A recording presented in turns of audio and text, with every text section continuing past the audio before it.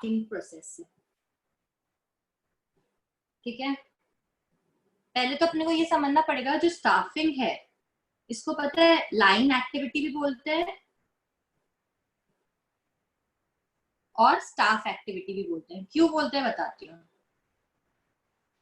Line activity तो इसलिए बोलते हैं कि जितने भी मैनेजर्स होते हैं उन्हें लाइन से पांचों फंक्शंस परफॉर्म करने पड़ते हैं। पांचों फंक्शंस अपन ने पढ़े थे POSTC।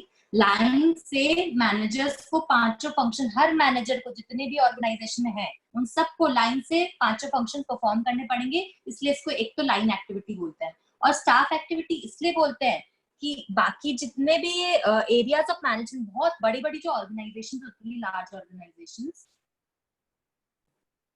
वहां पे पता है क्या होता है, बहुत सारे ना इंपॉर्टेंट एरिया ऑफ मैनेजमेंट अपने को परफॉर्म करने पड़ते हैं। बहुत सारे इंपॉर्टेंट एरियाज ऑफ मैनेजमेंट होते हैं, जैसे कि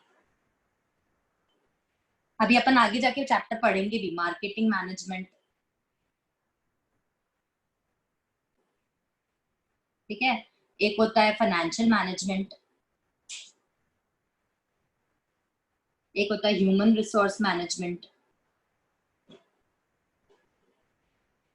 ये सब होता ना, इन सब के लिए अलग से बड़ी ऑर्गेनाइजेशंस पता है क्या करती है, ह्यूमन रिसोर्स डिपार्टमेंट बना देती है। ठीक है, इसे अब आपको इससे रिलेटेड, और इसीलिए इसको स्टाफ एक्टिविटी बोला जाता है, क्योंकि सब चीज स्टाफ से रिलेटेड है, इसलिए स्टाफ एक्टिविटी बोला जाता है। अलग से इसके लिए क्या करती है बड़ी ऑर्गेनाइजेशन, एक सेपरेट डिपार्टमेंट बना देती है। ठीक है, अब अपन पढ़ेंगे क्या बोलते हैं तुम्हारा सबसे पहला जो स्टेप। अब यहाँ पे भी क्या प्रोसेस है, और ऑब्वियसली बात है जब प्रोसेस पढ़ेंगे तो बहुत सारे स्टेप्स इन्वॉल्व होंगे इसके अंदर। जो स्टेप्स इन्वॉल्व है वो अपन बारी बारी पढ़ेंगे। ठीक है, स्टेप बाय स्टेप पढ़ते हैं। पहला स्टेप क्या बोलता है, स्टाफिंग का मतलब होता है कि तुम्हें ना putting the right person on the right place at the right time और विद राइट क्वालिफिकेशन। अपन ने ये पढ़ा था इसकी डेफिनेशन। अब अपने को क्या करना है, अगर किसी को जॉब देनी है तो पहले ऑर्गेनाइजेशन में ये तो देख ले कि मैन पावर रिक्वायरमेंट कितनी है। मैन पावर रिक्वायरमेंट एक होती है रिक्वायरमेंट। ठीक है, समझना अपन पहला स्टेप क्या कर रहे हैं, एस्टिमेट कर रहे हैं मैन पावर रिक्वायरमेंट। ठीक है, अब देखो दो बात होती है, पहले तो तुम्हें ये समझना पड़ेगा कि तुम्हारे ऑर्गेनाइजेशन में एग्जिस्टिंग लोग कितने हैं, एग्जिस्टिंग एम्प्लॉइज कितने। इसको क्या बोलते हैं पता है, वर्क फोर्स वर्कलोड एनालिसिस। ठीक है, अब देखो पहली चीज क्या होती है, man power requirement find out करने के लिए तुम्हें क्या करना पड़ेगा, पहले देखना पड़ेगा कि तुम्हारे पास एग्जिस्टिंग एम्प्लॉइज कितने हैं। और जो एग्जिस्टिंग एम्प्लॉइज होते हैं ना, उसको पता करने का पता है क्या तरीका होता है, वर्कफोर्स को एनालाइज करना। वर्कफोर्स एनालिसिस कि तुम्हारे पास एग्जिस्टिंग एम्प्लॉइज कितने हैं ऑर्गेनाइजेशन में। फिर तुम लोग को क्या देखना है कि भाई एग्जिस्टिंग कितने, पहले तो ये तुमने पता कर लिया, फिर तुम्हें ये भी देखना पड़ेगा कि वर्कलोड एनालिसिस कितना है ऑर्गेनाइजेशन में, तुम्हारे पास काम कैसा है। वर्कलोड एनालिसिस यानी कि अगर वर्कलोड ज्यादा है तो तुम्हें क्या करना पड़ेगा, मैन पावर को हायर करना पड़ेगा, तुम्हें और जॉब्स देनी पड़ेंगी, अपने को फाइंड आउट करना पड़ेगा। Finding out number number of employees plus type of employees, कितने लोगों की जरूरत है और किस टाइप के लोगों की जरूरत है। टाइप मतलब कि क्या क्वालिफिकेशन चाहिए, कितने लोगों की जरूरत है और उनके अंदर क्या क्वालिफिकेशन हम ढूंढ रहे हैं, हमें किस पर्टिकुलर पोजीशन के लिए देना, तो वैसी क्वालिफिकेशन भी तो चाहिए। तो हमें क्या करना पड़ेगा, number of employees find out करना पड़ेगा, टाइप ऑफ क्वालिफिकेशन देखनी पड़ेंगी, टाइप ऑफ एम्प्लॉइज देखने पड़ेंगे कि उनकी अपने को क्वालिफिकेशन क्या चाहिए। अपन ने फाइंड आउट कर लिया भाई इतने नंबर ऑफ एम्प्लॉइज चाहिए, टाइप ऑफ एम्प्लॉइज, और अपन को ये भी पता है कि एग्जिस्टिंग एम्प्लॉइज क्या है। ठीक है, एक को बोलते हैं वर्कफोर्स एनालिसिस, एग्जिस्टिंग एम्प्लॉइज का फाइंड आउट करना, और एक होता है वर्कलोड एनालिसिस, जिससे पता चलता है कि अपने को कितने नंबर ऑफ एम्प्लॉइज हमें चाहिए और कैसे टाइप के चाहिए। फिर अपन क्या करते हैं, कंपेयर करते हैं दोनों, इन दोनों को कंपेयर करते हैं। कंपैरिजन का मतलब क्या होता है कि देखो पहले तो एक बात देखो, तुम्हारे पास एग्जिस्टिंग एम्प्लॉइज कितने हैं। ठीक है, ये तुमने फाइंड आउट कर लिया। अब कई बार क्या होता है ना, हम लोग के पास कभी कभी हम ओवर स्टाफ्ड रहते हैं, ओवर स्टाफ्ड रहते हैं, कई बार अंडर स्टाफ्ड रहते हैं। अब वो कैसे होता देखो, ओवर स्टाफिंग का मतलब आप सपोज करो मैं हमारे ऑर्गेनाइजेशन में ना मैंने 102 एम्प्लॉइज को एम्प्लॉयमेंट दे रखी, हायर कर रखा है, ठीक है। मुझे सिर्फ 100 लोगों की जरूरत है, 100 लोगों की जरूरत है, मैंने 102 लोगों को नौकरी पे रख रखा है, यानी कि 2 लोगों से अपन 2 स्टाफ हम लोगों ने क्या कर रखे हैं, एक्स्ट्रा एम्प्लॉय कर रखे हैं, यानी कि हम लोग क्या है, ओवर स्टाफ है, इतने की जरूरत नहीं है, उससे ज्यादा अपन ने क्या कर रखा है, एम्प्लॉयमेंट दे रखा है। और कभी कभी क्या होता है, हमें चाहिए 100 लोग और हमने सिर्फ 90 लोगों को एम्प्लॉयमेंट दे रखी है, यानी कि मुझे अभी भी मेरे यहाँ पे 10 लोगों की जरूरत है, तो हम लोग क्या है, अंडर स्टाफ है। तो मैंने क्या किया, एग्जिस्टिंग एम्प्लॉइज फाइंड आउट किए कि मेरे पास कितने हैं, फिर मैंने क्या चेक किया, मैं ओवर स्टाफ दूं कि मैं अंडर स्टाफ दूं। अगर मैं अंडर स्टाफ दूं तो मैं क्या करूंगी, फाइंडिंग आउट, पहले मैं देखूंगी कि मुझे कितने नंबर ऑफ एम्प्लॉइज की जरूरत है पहली बार, फिर मेरे को क्या देखना पड़ेगा, मुझे किस टाइप के एम्प्लॉइज की जरूरत है, दो चीज, ठीक है। अब मैं मेरे को पता चलेगा कि मैं ओवर स्टाफ दूं कि अंडर स्टाफ दूं। अगर मैं अंडर स्टाफ हूं तो मेरे को पहले देखना पड़ेगा मुझे कितने लोगों की जरूरत है, मैं कितने लोगों से अंडर स्टाफ हूं, मुझे 2 लोग एम्प्लॉय करना है, 90 मैंने एम्प्लॉयमेंट दे रखी है, मुझे 100 चाहिए, तो 10 लोगों को मुझे हायर करना है, ठीक है। तो नंबर ऑफ एम्प्लॉयज का पता चल गया मुझे कितने हायर करने हैं। अब मुझे किस टाइप के एम्प्लॉयज की जरूरत है वो भी मैं देख लूंगी, ठीक है। तो ये कंपैरिजन से पता चल जाएगा, जब मैं वर्कफोर्स एनालिसिस करूंगी, वर्कलोड एनालिसिस करूंगी और दोनों को कंपेयर करूंगी, तो मुझे पता चल जाएगा कि मुझे 10 लोगों को हायर करना है, या मेरे पास एक्स्ट्रा स्टाफ मैंने एम्प्लॉय कर रखे, तो मुझे क्या करना पड़ेगा, लोगों को निकालना पड़ेगा, क्योंकि हम लोग भी बिजनेस चला रहे हैं, बिजनेस में क्या होता है, हम लोग को पेमेंट करने पड़ते हैं, हम जबरदस्ती एक्स्ट्रा खर्चे क्यों बढ़ाएं। मैंने 2 लोगों को एक्स्ट्रा स्टाफिंग कर रखी है, एक्स्ट्रा एम्प्लॉयमेंट दे रखा है, मेरे को उनको सैलरी भी तो पे करनी पड़ेगी, तो मैं क्या करूंगी, अगर ओवर स्टाफ है तो या तो मैं निकाल दूंगी, और अंडर स्टाफ है तो मैं क्या करूंगी, मैं हायर कर लूंगी, सिंपल सी बात है। मुझे 100 चाहिए थे और मेरे पास 90 है, ठीक है, यानी कि मुझे 10 लोगों की जरूरत है, 10 एम्प्लॉयज को मुझे क्या करना पड़ेगा, हायर करना पड़ेगा। अब मेरे को उसके लिए कंपनी क्या करती है, नॉर्मली पॉलिसीज बनाती है। क्या पॉलिसी बनाएगी कि जो 10 लोग चाहिए, पहले तो इनकी एजुकेशनल बैकग्राउंड क्या होनी चाहिए, क्वालिफिकेशन क्या है, ये देखना पड़ेगा, और क्वालिफिकेशन, ठीक है, ये तुमने देख लिया। उसके बाद कंपनी ये भी कभी कभी ना पॉलिसीज बनाती है क्या, कि बैकवर्ड एरियाज के लोगों को ही हम हायर करेंगे, भाई उन लोग का भी ग्रोथ हो जाए, ठीक है, बैकवर्ड रीजन्स के, या फिर सिर्फ फीमेल स्टाफ ही हायर करेंगे, फीमेल वर्कफोर्स बोल लो, हायर करेंगे, या फिर माइनॉरिटी मेजॉरिटी, जो माइनॉरिटी होते हैं, माइनॉरिटी क्या होता है कि जिनकी संख्या कम होती है, तो उन लोगों को मोटिवेट करेंगे, उन लोगों को आगे बढ़ावा देंगे, ठीक है। तो कंपनी ऐसी पॉलिसी बनाती है कि अगर हमें 10 एम्प्लॉइज हायर करने हैं तो हमें ये क्वालिफिकेशन, एजुकेशनल बैकग्राउंड तो होना चाहिए, लेकिन हम लोग या तो सिर्फ बैकवर्ड एरिया से लेंगे, या फिर फीमेल वर्कफोर्स ही लेंगे, या फिर जो माइनॉरिटीज है उनमें से हायर करेंगे, ऐसी पॉलिसीज कंपनियां निकालती है, बना सकती है। पॉइंट क्या होता है, सेकेंड पॉइंट है रिक्रूटमेंट। रिक्रूटमेंट तो मैंने तुम लोग को पहले बताया था कि लोगों को इनवाइट करना कि जॉब एप्लीकेशन लगाएं। अब होता क्या है, देखो ये प्रोसेस होता है रिक्रूटमेंट भी अपने आप में, क्या प्रोसेस होता है, ऑफ इंड्यूसिंग पीपल, लोगों को मोटिवेट करना, इनवाइट करना, इंड्यूस करना, inducing the people to apply for the jobs, आइए और अप्लाई कीजिए इन दी ऑर्गेनाइजेशन। तो सिंपल सा मीनिंग तो तुम लोगों को समझ में आ गया, ठीक है। उसके बाद क्या होता है, जब हम लोग पता कर लेते हैं ना कि हमें कितने लोगों की जरूरत है, कितने लोगों की जरूरत है, किस टाइप के लोगों की जरूरत है, ठीक है, तो मैनेजर्स क्या करते हैं, वो लोग कोशिश करते हैं कि ज्यादा से ज्यादा एप्लीकेशन आए, लोग अप्लाई करें, क्योंकि जितने ज्यादा ऑप्शंस हमारे पास अवेलेबल होंगे ना, हम बेस्ट चॉइस कर पाएंगे।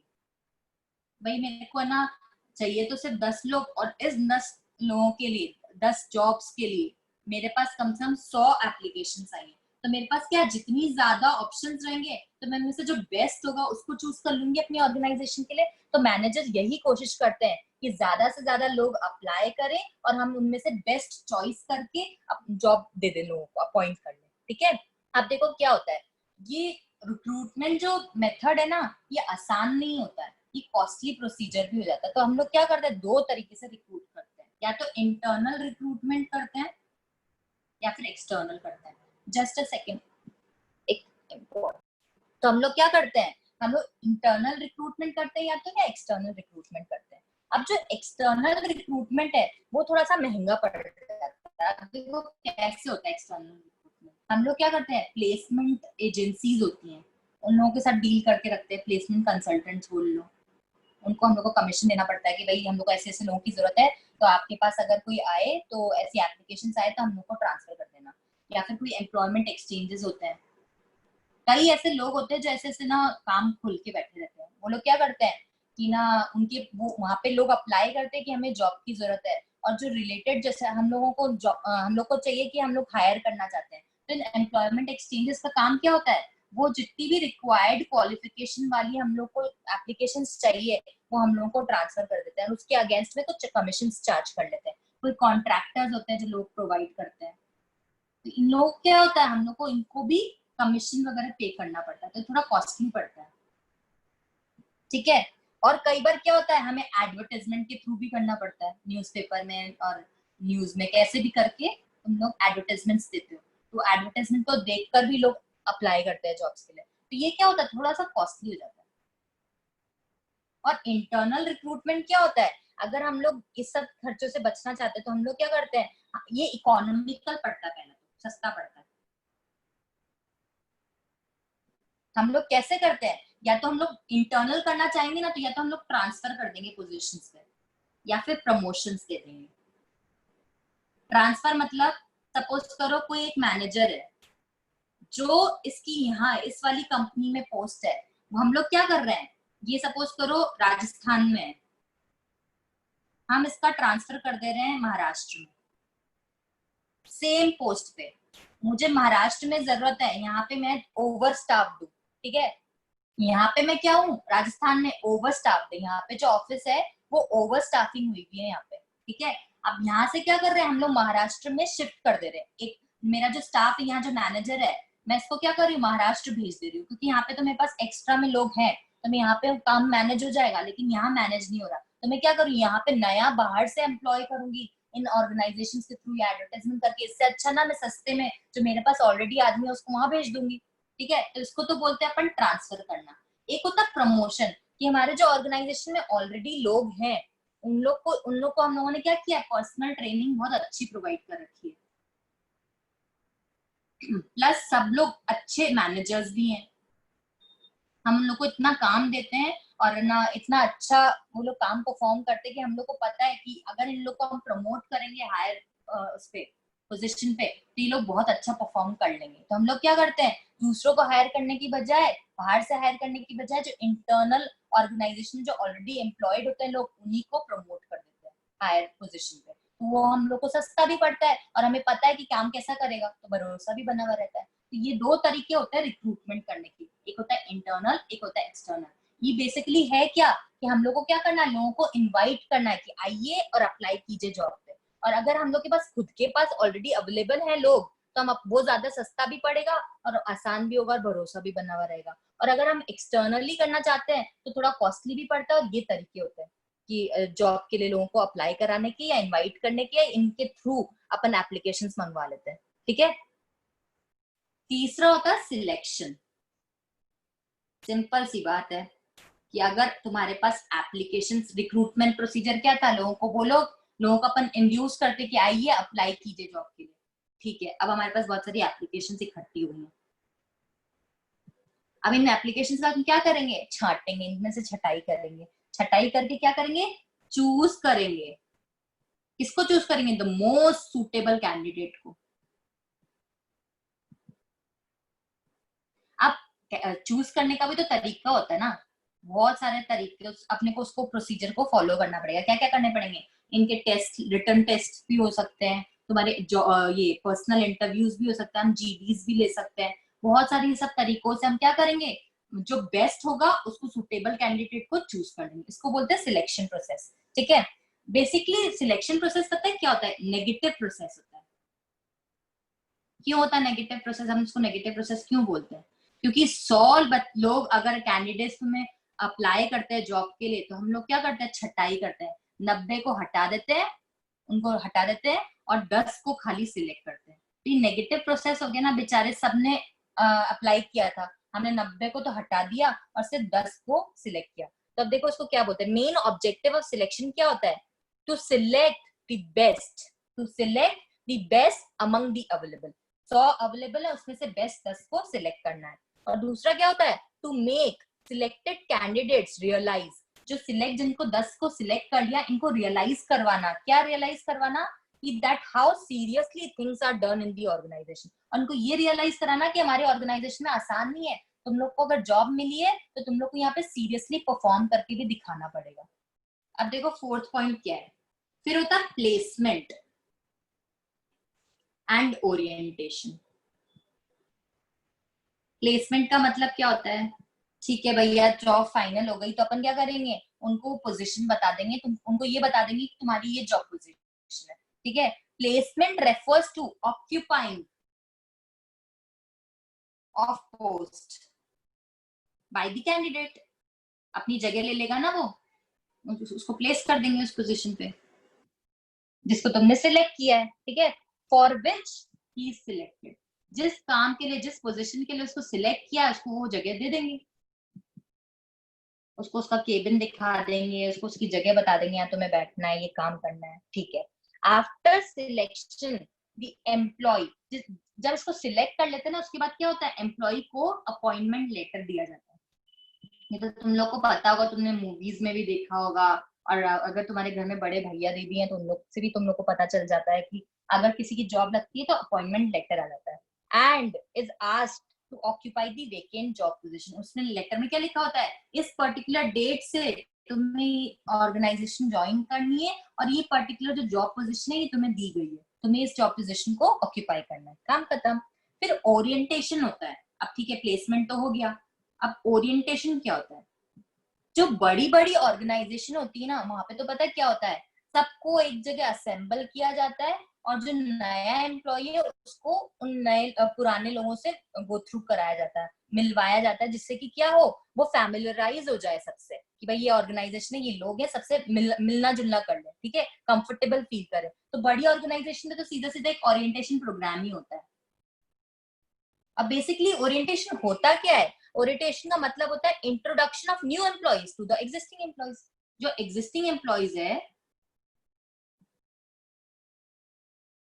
उनसे जो नए वाले एम्प्लॉइज है ना, न्यू एम्प्लॉइज, उनको इंट्रोड्यूस करवाना, ये होता है ओरिएंटेशन। तो छोटी ऑर्गेनाइजेशन में तो क्या होता है, सबको ऐसे ही बस बात करवा देते हैं, मिलवा देते हैं कि देखो ये नया एम्प्लॉय आया है अपने ऑफिस में, मिल लो, इसका ये जॉब पोजीशन रहेगा, आज से ये हमारे साथ काम करेगा, ठीक है। लेकिन जो बड़ी ऑर्गेनाइजेशन होता है ना वहाँ पे एक अलग से इवेंट, अलग से प्रोग्राम किया जाता है जहाँ पे सब कोई गैदर होते हैं और वहाँ पे जो न्यू एम्प्लॉय जिनको हम हायर करते हैं उनको उनसे मिलवाया जाता है, ठीक है। तो ये होता है ओरिएंटेशन। ओरिएंटेशन का मतलब है, अभी मैंने तुम लोग को क्या बताया कि नए एम्प्लॉइज को पुराने एम्प्लॉइज के साथ मिलाना, फैमिलियराइज कराना और इंट्रोड्यूस कराना।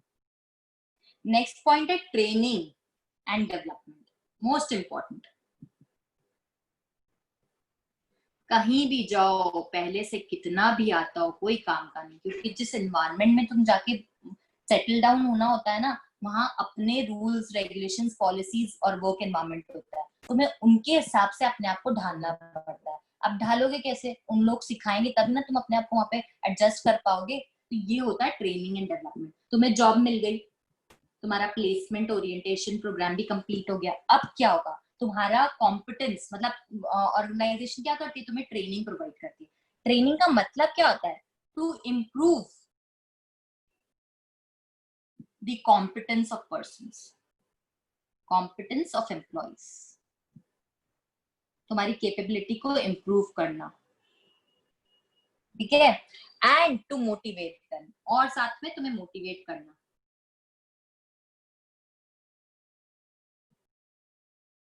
ठीक है। अब मोटिवेट करने के लिए ट्रेनिंग प्रोवाइड तो करनी पड़ेगी। तुम लोग भी स्ट्रांग फील करोगे अपने आप में कि हाँ यार हमें ये काम बहुत अच्छे से आता है और अब जब से हम करेंगे तो बहुत अच्छा काम करेंगे, ठीक है। ट्रेनिंग और डेवलपमेंट जो अपॉर्चुनिटी, देखो ट्रेनिंग और डेवलपमेंट होने से पता है क्या होता है, एम्प्लॉयज को अपॉर्चुनिटीज मिल जाती है so that they can reach to top and keep improving their skill. अब देखो हम लोग को पता है, अभी मैंने क्या बताया था तुम लोग को कि ना अपन इंटरनल रिक्रूटमेंट करते हैं, रिक्रूटमेंट करते हैं ना इंटरनल, और वो कैसे कर रहे थे, प्रमोशन देकर। एक एक पॉइंट खाली समझा रही हूँ प्रमोशन का। अब प्रमोशन जब हो पाता है जब जो हमारे एग्जिस्टिंग एम्प्लॉइज है उन लोग को अच्छी ट्रेनिंग और टाइम टू टाइम डेवलपमेंट उनका होता रहे, पर्सनल डेवलपमेंट होता रहे। पर्सनल डेवलपमेंट से क्या होता है, का मतलब क्या होता है कि उनकी स्किल्स इंप्रूव होती रहती, डेवलप होती रहती, पॉलिश होती रहती। देखो कोई भी काम तुम्हें आता है, कोई बहुत अच्छी ड्राइंग करता है, कोई बहुत अच्छा गाता है, तो उनको कंटिन्यू प्रैक्टिस करती रहनी पड़ती है और नई नई चीजें सीखना पड़ता है। उससे क्या होता है, वो लोग पॉलिश होते जाते हैं और फाइन हो जाते हैं अपने आर्ट में। सिमिलरली जो मैनेजर्स होते हैं ना, उनका काम क्या होता है, लोगों से काम निकलवाना। और जब साल हो जाते हैं और वो चीज स्किल को सीखते रहते हैं फर्दर, बहुत अच्छा इनको ट्रेनिंग मिलती रहती है, इनको नए नए तरीके पता चलते हैं, तो इससे क्या होता है, इनकी स्किल भी पॉलिश होती जाती है। और ये कैसे होगी, ट्रेनिंग डेवलपमेंट के थ्रू होगी। और जब ऐसा होता है ना, तो जो हमारे एग्जिस्टिंग एम्प्लॉयज होते हैं उनको हम लोग प्रमोट कर पाते हैं। प्रमोशन से क्या होता है, उनको ना मोटिवेशन मिलता है, उनके पास अपॉर्चुनिटीज रहती है कि हम फ्यूचर में अगर हम लोग है ना आगे बढ़ना चाहते हैं तो हम बढ़ सकते हैं, हम आगे टॉप पे भी पहुंच सकते हैं हमारा प्रमोशन के थ्रू। ठीक है, और हमारी जो स्किल्स है वो भी इंप्रूव होती जाएंगी, तो ये लोग खुश रहते हैं। ट्रेनिंग डेवलपमेंट से एम्प्लॉयज मोटिवेशन मिलता है, उनकी स्किल्स भी इंप्रूव होती है और वो लोग खुश रहते हैं कोई भी काम। ये तो स्टाफिंग प्रोसेस अपन ने उन ऑर्गेनाइजेशंस के लिए पढ़ा जो लार्ज स्केल पे काम करती है। ठीक है, तो लार्ज स्केल ऑर्गेनाइजेशन के लिए तो हम पूरा स्टाफिंग प्रोसेस पढ़ते हैं। ठीक है, स्टाफिंग प्रोसेस अभी हमने जो पढ़ा 5 स्टेप प्रोसेस वो था। अब क्या होती है ना, कुछ स्मॉल स्केल ऑर्गेनाइजेशन होती है या मीडियम स्केल ऑर्गेनाइजेशन होती है, वो लोग क्या करती है, अलग से ना ह्यूमन रिसोर्स डिपार्टमेंट नहीं बना के रखती है स्टाफिंग के लिए। ठीक है, अलग से डिपार्टमेंट नहीं बनाती, वो लोग कुछ स्टेप्स फॉलो करते हैं इंटरनली अपने लेवल पे। वो लोग क्या करते हैं, पहला तो परफॉर्मेंस अप्रेजल, एक तो परफॉर्मेंस अप्रेजल फॉलो करते हैं। इसका मतलब क्या होता है, परफॉर्मेंस अप्रेजल, ये लोग क्या करते हैं, जितने भी एम्प्लॉइज ऑर्गेनाइजेशन में काम कर रहे होते हैं उनको उनको इवेलुएट करते हैं, उनकी परफॉर्मेंस को। ठीक है, उनकी परफॉर्मेंस को इवेलुएट करते हैं। अब इवेलुएट कैसे किया जाता है, एक स्टैंडर्ड डेवलप कर दिया जाता है। हमें पता है अगर ये पर्टिकुलर बंदा 6 घंटा या 8 घंटा काम करेगा तो ये इतना आउटपुट मैन्युफैक्चर करके मुझे दे देगा। मैं एक छोटा सा एग्जांपल दे रही हूँ कि ये इतना अगर 8 घंटा काम करता है तो ये काम ये अच्छे से कर सकता है। एक पर्टिकुलर स्टैंडर्ड हम डिफाइन कर देते हैं। या अपन बोलते हैं कि एक बच्चा, एक स्टूडेंट अगर 2 आवर्स लग के बैठता है, कंटिन्यू पढ़ता है प्रोडक्टिवली, ठीक है, तो वो एक चैप्टर लर्न कर सकता है या 10 क्वेश्चंस अकाउंट्स के कंप्लीट कर सकता है। मैं ऐसा मानती हूँ कि 2 घंटा बैठेगा तो बड़े क्वेश्चन अकाउंट्स के कंप्लीट कर लेगा 10 क्वेश्चन। तो ये क्या हुआ, मैंने एक स्टैंडर्ड बना दिया। अब मैं इस स्टैंडर्ड परफॉर्मेंस को इवेलुएट करूंगी। मैं क्या करूंगी, मैं सब बच्चों को बोलूंगी कि 2 घंटे हैं तुम्हारे पास, ये 10 क्वेश्चन है, तुम लोग को करके देने। ठीक है, अब सब बच्चों का जो आंसर आएगा उसके बेसिस पे मैं क्या करूंगी, परफॉर्मेंस को इवेलुएट करूंगी। This is known as performance appraisal. ठीक है, the standards are made known. अब क्या होता है, एम्प्लॉइज को ये स्टैंडर्ड्स बता दिया जाता है कि मैंने ये अपने डिफाइन किया कि मेरे हिसाब से एक नॉर्मल इंसान ये काम को 6 घंटे में या 8 घंटे में कर सकता है। तो मैं सबको अनाउंस कर दूंगी कि कर सकता है, ये स्टैंडर्ड हम लोगों ने डिफाइन कर रखा है। अब सुपीरियर क्या करते हैं, अब सब लोगों को काम दे दिया जाता है, वो लोग सब काम को परफॉर्म करते हैं और अपना अपना काम करके दिखाते हैं, लाके दिखाते हैं अपना रिपोर्ट प्रिपेयर करके। फिर सुपीरियर्स क्या करते हैं, सबके काम को चेक करते हैं और चेक करने के बाद एक फीडबैक रिपोर्ट बनाते हैं। ठीक है, उस रिपोर्ट के बेसिस पर हम लोग क्या करते हैं, परफॉर्मेंस को अप्रेज करते हैं। अप्रेजल ऑफ परफॉर्मेंस होता है या परफॉर्मेंस को इवेलुएट करते हैं। ठीक है, यहाँ तक समझ में आया। सेकेंड स्टेप होता है कि promotion and career planning. Performance appraisal हो गया, सेकेंड स्टेप है प्रमोशन एंड करियर प्लानिंग। इसमें क्या होता है, प्रमोशन का तो अपने आप मतलब क्या, अभी मैंने तुमको इससे पहले भी समझाया था कि being placed at a higher job position, जहाँ पे ज्यादा होती है, जहाँ पे जॉब सेटिस्फेक्शन ज्यादा होता है और जहाँ पे रिस्पॉन्सिबिलिटी ज्यादा होती है। प्रमोशन का तो मतलब यही है, क्या बोला मैंने कि हायर जॉब पोजीशन पे प्लेस कर देना, प्लेस कर देना। ठीक है, वहां पे क्या होती है, तुम्हें रिस्पॉन्सिबिलिटी भी तुम्हारी बढ़ जाती है और क्या होता है, तुम्हारा जॉब सेटिस्फेक्शन भी होता है, लगता है कि हाँ चलो हमने इतनी मेहनत करी तो रंग लाई, हमारा प्रमोशन हो गया और तुम्हारी सैलरी भी बढ़ जाती है। ठीक है, इंक्रीज हो जाती है। This is known as promotion. अब और क्या होता है, generally on the basis of feedback report, जो अभी फीडबैक रिपोर्ट परफॉर्मेंस अप्रेजल में अपन ने बनाई थी ना, उसके बेसिस पे पता है क्या होता है, एम्प्लॉयज की परफॉर्मेंस जज की जाती है और उनको उसके अकॉर्डिंगली प्रमोशन दिया जाता है और अपॉर्चुनिटीज दी जाती है फॉर हायर जॉब पोजीशन। समझ में आया? जो अपन को फीडबैक रिपोर्ट अपन ने प्रिपेयर करी थी उसके बेसिस पे क्या होता है, जज करते हैं अपन की यार इनका काम कैसा है, इनका एम्प्लॉइज का परफॉर्मेंस कैसा है। तो अगर ये लोग बहुत अच्छा काम कर रहे हैं तो इनको प्रमोट कर देते हैं और इनको अपॉर्चुनिटीज दे देते हैं कि हायर जॉब पोजीशंस के लिए। ठीक है, तो this is known as second point अपन ने पढ़ लिया, प्रमोशन एंड करियर प्लानिंग। अब थर्ड पॉइंट देखो क्या है। थर्ड पॉइंट है कॉम्पनसेशन। कॉम्पनसेशन होता क्या है? फ्री में तो कोई जॉब करता नहीं है भैया, सबको पैसा देना पड़ता है। प्राइस ऑफ द जॉब, जो काम कर रहे हो उसकी कीमत क्या है। ठीक है, अब इसमें क्या क्या आ जाता है, इसमें इंक्लूड होता है प्राइस में एक तो तुम्हारा पे स्केल कि तुम्हें पे कितना मिलेगा, अगर कोई अच्छा काम करते हो तो तुम्हें रिवॉर्ड्स क्या देते हैं, और अदर इंसेंटिव्स क्या मिल रहे हैं ऑर्गेनाइजेशन में। मोटिवेशन तो इंसेंटिव्स के साथ ही मिलता है, खाली सैलरी मिलती रहे ना तो मजा नहीं आता है। उसके अलावा अगर तुम्हें मोटिवेशन चाहिए, काम इंटरेस्ट बना रहे, तो और इंसेंटिव्स ऑर्गेनाइजेशन देती है, रिवॉर्ड्स देती है, उसके बेसिस पे हम लोग मोटिवेटेड रहते हैं और अपने काम को बहुत अच्छे से परफॉर्म करते हैं। अब देखो, एक तो होता है डायरेक्ट पेमेंट और एक होता है इनडायरेक्ट पेमेंट। ठीक है, डायरेक्ट पेमेंट तो सीधा सीधा तुम्हें समझ में ही आ गया कि वेजेस सैलरीज जो तुम्हें मिलती है वो डायरेक्ट पेमेंट हो गया। जिस काम के लिए तुम्हें रखा गया साफ साफ बोल देता कि महीने का इतनी तनख्वाह तुम्हें मिलेगी। ठीक है, अब इनडायरेक्ट पेमेंट क्या हो गया कि अगर ऑर्गेनाइजेशन कितनी अच्छी मेडिकल फैसिलिटी भी प्रोवाइड कर रही है, तुम्हारे बच्चों की फीस भर रही है, तुम्हारे को इंश्योरेंस दिलवा रही है, ये सब क्या हो गया, इनडायरेक्ट फैसिलिटीज पेमेंट्स हो गए। ठीक है, तो ये होता है, अब ये होता है कॉम्पनसेशन बेसिक। अब देखो कॉम्पनसेशन जो डायरेक्ट फाइनेंशियल पेमेंट्स है वो कैसे कैसे होता है। एक तो एक और बात, जो कॉम्पनसेशन अपन फिक्स करते हैं ना वो किस बेसिस पे होता है, उनकी क्वालिफिकेशन के बेसिस पे होता है और किस टाइप का अपन ने उनको जॉब दिया ऑर्गेनाइजेशन में उसके बेसिस पे होता है। कोई सीए सीएस बंदा है और कोई एमबीए बंदा, तो ऑब्वियसली बात है सीए सीएस की सैलरी ज्यादा ही होगी, तो उसकी क्वालिफिकेशन से भी फर्क पड़ गया और उसको जो काम दिया जाएगा उसके अकॉर्डिंग ही दिया जाएगा, तो उसके अकॉर्डिंग उसकी सैलरी हो जाएगी। तो ये तो अपन तरीका होता है कॉम्पनसेशन फिक्स करने का। अब देखो, अभी मैंने तुमको बताया था कि डायरेक्ट पेमेंट्स भी मिलते हैं। डायरेक्ट फाइनेंशियल पेमेंट्स जो होते हैं ना वो किस बेसिस पे होते हैं, देखो ये बहुत इंपॉर्टेंट टॉपिक है पूरा, तो अच्छे से पढ़ना। टू टाइप्स के होते हैं, आर ऑफ टू टाइप्स। क्या क्या होता है, पहला होता है time based, time based payment होता है, और दूसरा होता है परफॉर्मेंस बेस्ड। ठीक है, टाइम बेस्ड क्या होता है कि भाई तुम लोग को किस बेसिस पे हम लोगों ने फाइनल किया कि तुम्हें वीकली देना है, हम लोग वीकली की वीकली तुम्हें पेमेंट करेंगे या मंथली पेमेंट करेंगे या एनुअल बेसिस पे करेंगे। ठीक है, डेली भी कर सकते हैं, daily weekly monthly annually. Annually तो होता नहीं है, नॉर्मली मंथली यहीं तक ही होता है, डेली वीकली मंथली। तुम्हें किस बेसिस पे, किस टाइम बेसिस पे तुम्हें पेमेंट फाइनलाइज हुआ है। एक होता है परफॉर्मेंस बेस्ड। परफॉर्मेंस मतलब क्या, ऑर्गेनाइजेशन में बोल दिया गया है कि तुम लोग को अगर तुम कितने यूनिट्स मैन्युफैक्चर कर लेते हो उस बेसिस पे तुम्हें तुम्हारा सैलरी मिलेगी या पेमेंट मिलेगा। जैसे कि नंबर ऑफ पीसेस और units produced by the employee, जो वर्कर्स होते हैं उनको तो इसी टाइप से पैसा मिलता है कि अगर उन्होंने 10 यूनिट बना दिए तुम्हें 10 यूनिट का पैसा मिल जाएगा पर यूनिट।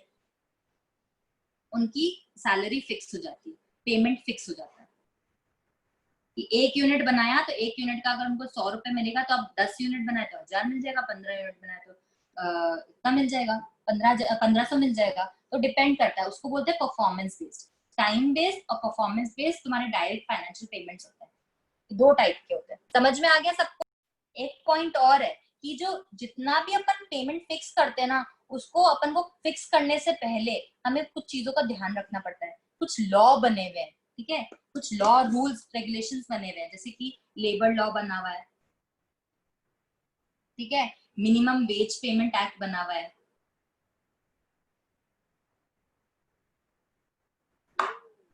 ठीक है, यूनियन पॉलिसीज होती हैं,